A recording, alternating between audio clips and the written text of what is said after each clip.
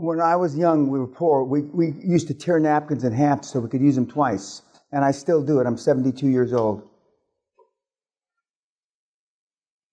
Paper napkins, so I could use them twice.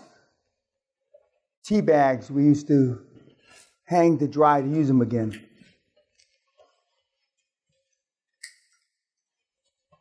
And you don't think your childhood has anything to do with how you are today, huh? I take a shower like my dad used to take a shower. When I was little, I used to watch him. To this day, I brush my teeth like he used to brush his teeth.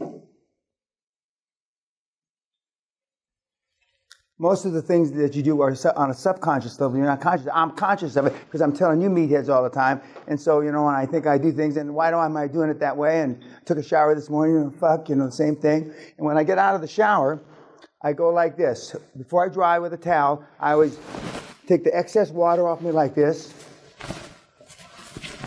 Why? Because my dad did.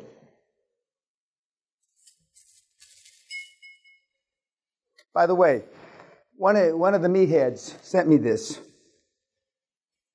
Like I need more energy, Verstehen? Okay. And I don't really know what it is, but it's extreme something. And all I said, it's got a bunch of caffeine in it. So, but it's like that I need to get hyped up more. We had a 17-year-old kid from Rhode Island asked to come to the next seminar. Just turned 17, apparently. We have a plethora of 17-year-olds for obvious reasons, right?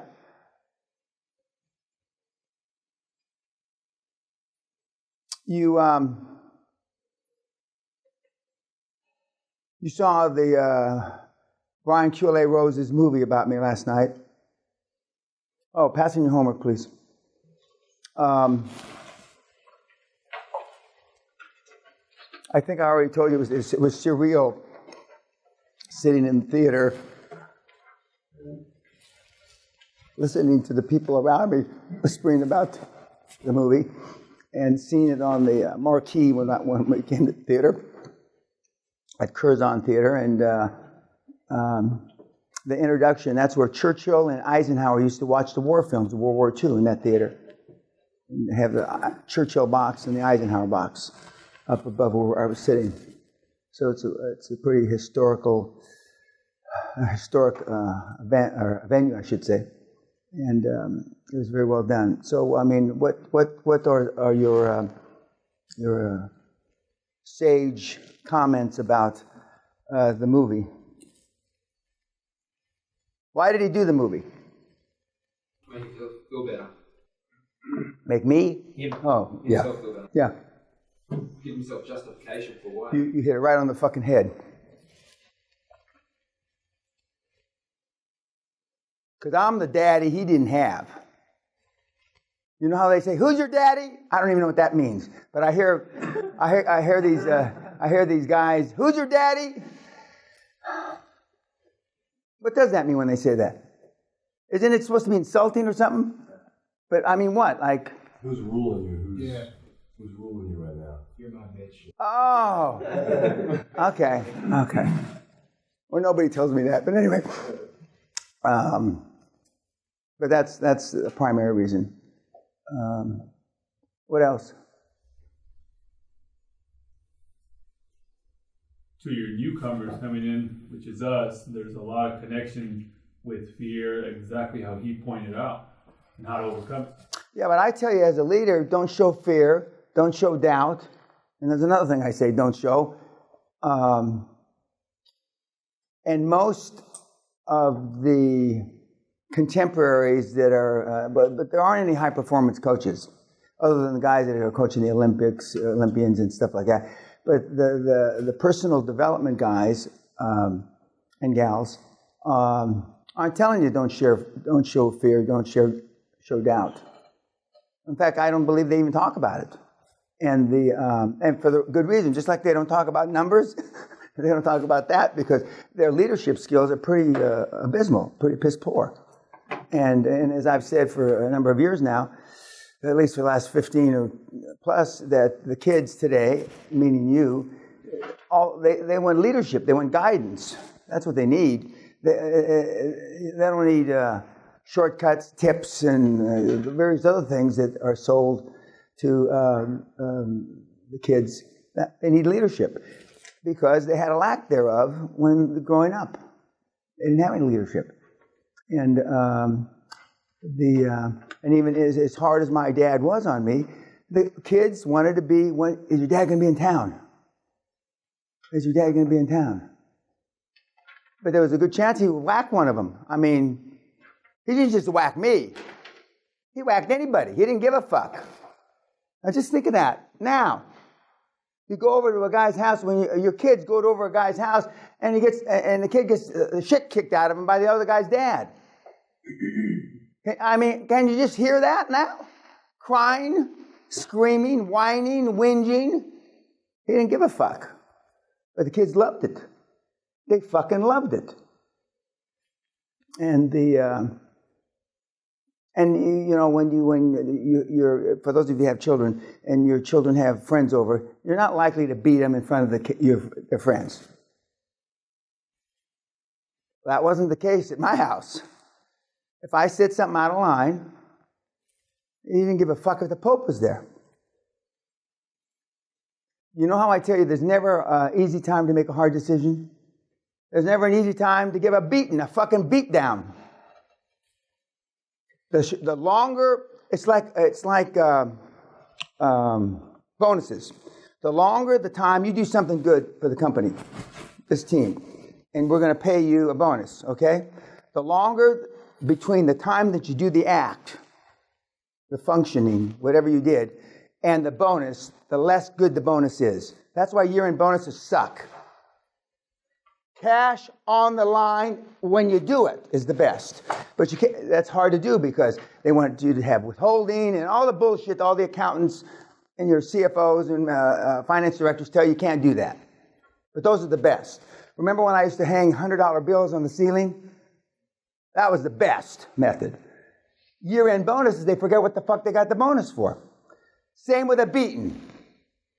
The closer the beating to the fucking foul and odious act that you did, the better it is. If I got a beating, 9 weeks after I did it, well, I was always getting a beating. But anyway, 9 weeks after I did it, what am I getting this beating for, It's the same, bonuses and discipline. In the military, they discipline you on the spot. On the spot. And unless you're in a combat situation, and then they wait till the dust clears, so to speak, and then they discipline you. And but that film shows the thought process, the psyche of I don't want to say the average, maybe it is the average person that not just a London reeler or the average, just regular Joe, regular Jane. That's how they think. That's how they think. That's not how I think. That's not how I was brought up, but that's how they think. That's how they think. But it resonated. We're at, I think, millions of hits. But the thing that really resonated was the part when I'm on the internet is the part where I'm screaming at that fucking wacko lady about global warming, which came after the movie. A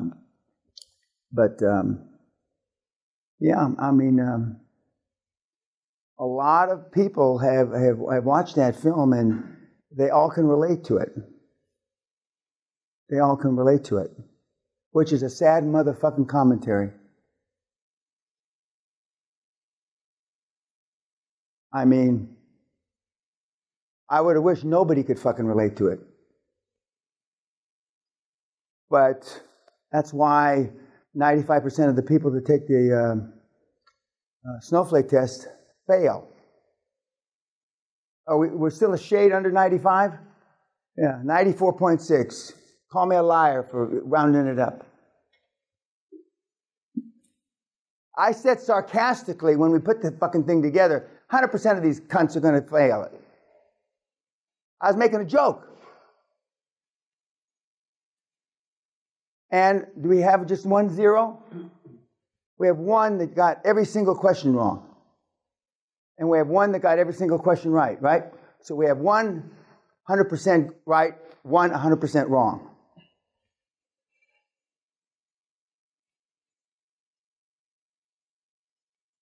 Anything else about the movie? It was well done. He did a great job. The message, I understand why he did the message. It was cathartic for him. And I didn't know it was going to be cathartic for the masses. I really didn't. But it was cathartic for him, and it was apparently cathartic for the masses because they could relate to it. My kid brother, who I told you is the number 2 guy in the Los Angeles County Fire Department,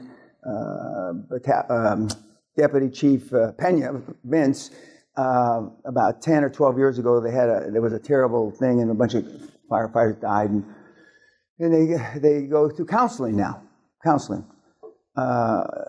and he said words to the effect, and I'm paraphrasing, I would rather eat a turd in front of my men than go through counseling.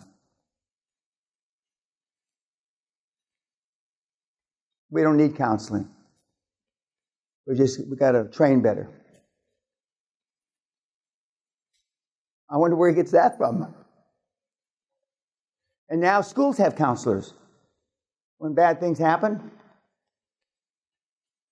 quiet time. When I was one of the Polish universities that I spoke at, I got off on the wrong floor by accident, and it said quiet floor.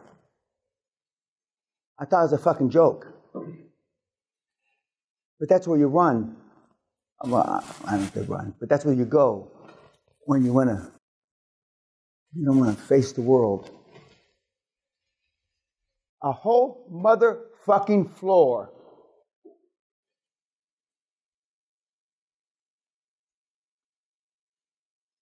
That's why it's easy for you when you get out there. It's going to be like taking candy from a baby. In a good way. I don't know how you can take candy from a baby because it sounds shitty, right? But because there's no competition. There's virtually no competition. And once in a while you'll get a banker. Are you a QLA guy? Or sometimes they call you a Castle kid. Are you a Castle kid? Because those are the only people that are interviewing the banks, interviewing the lawyers, interviewing the accountants. Not putting up with a lot of bullshit with the sellers. Yes, sir. What is the best response to that? When are you a Castle kid? Yeah. Yeah, no. Well, I would have them reframe the question, but I said, could you be more specific? And then he'll say, and then I said, yes. He says, I went to the QLA training. There's nothing wrong with it. I mean, all the guys, not all, most of the people that are utilizing it put a good presence forward. Not all of them, but most of them. Thank you. Most of them. There's a few dinglings and everything, but there's still, even the dinglings that come out of this program are better than the competition.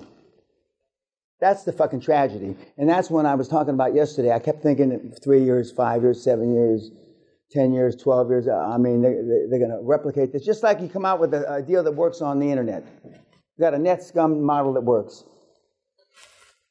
It won't last a week before somebody's copying it, if it's a new deal. And that's what I thought would happen to QLA many, many, many years ago. Well, here we are, almost 25 years, and nobody's copied it yet. And it's likely that nobody will ever copy it. Although we have a bunch of mini-me's running around, a bunch of guys that I trained that have a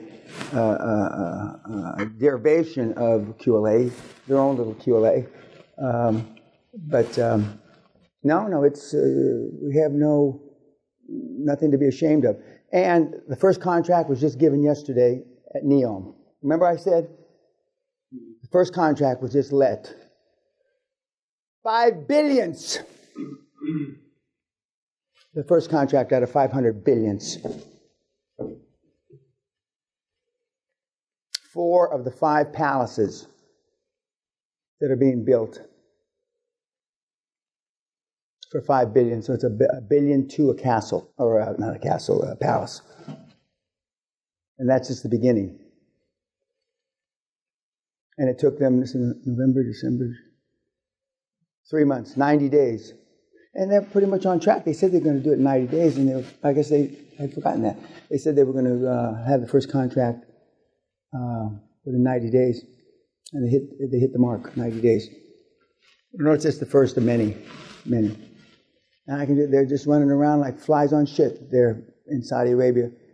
I mean, most of the people there don't know what they're doing. I don't mean the Saudis. I mean the people that are over there trying to get business. You don't just show up at the door, you know, and here, I'm here. I'm a builder, I'm here. But, you know. Anything else about the movie? You saw the difference, though, between the Jobs, the founder, how they thought, their thought process, and no resemblance. The antithesis, well, maybe not the exact antithesis, but almost the antithesis, almost the direct opposite of how those ruthless cocksuckers thought. And you don't have to be all the way at that end, but I mean, you got to be more towards that end, and QLA is more towards that end. And again, but you don't have to be an alpha male. An alpha male. Okay, YouTube, thank you.